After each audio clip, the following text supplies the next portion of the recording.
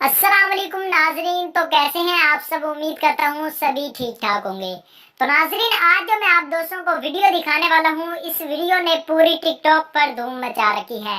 ये वीडियो आसिफ मगसी की है। आसिफ मगसी ने एक और लंबा जंप लगाकर पाकिस्तान में एक रिकॉर्ड कायम कर दिया है और पूरी दुनिया के नौजवानों को चैलेंज कर दिया है कि कोई ऐसा करके दिखाए।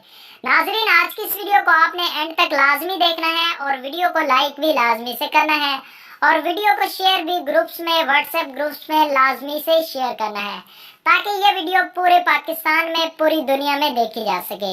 नाजरीन, अगर आपने अभी तक हमारे चैनल को सब्सक्राइब नहीं किया तो जल्दी से हमारे चैनल को सब्सक्राइब करके बेल आइकन को जरूर से प्रेस कर लें।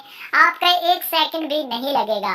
तो नाजरीन, सबसे पहले मैं आसिफ मगसी का शुक्रिया अदा करूंगा कि जिसने टिकटॉक से बेहयाई को खत्म किया और लोगों के अंदर छुपा टैलेंट को बाहर निकाला।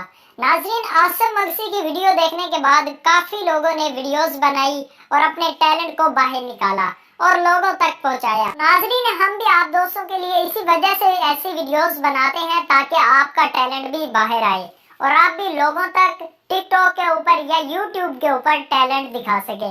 नाजरीन, इसी वजह से चैनल को आपने जरूर से सब्सक्राइब करना है।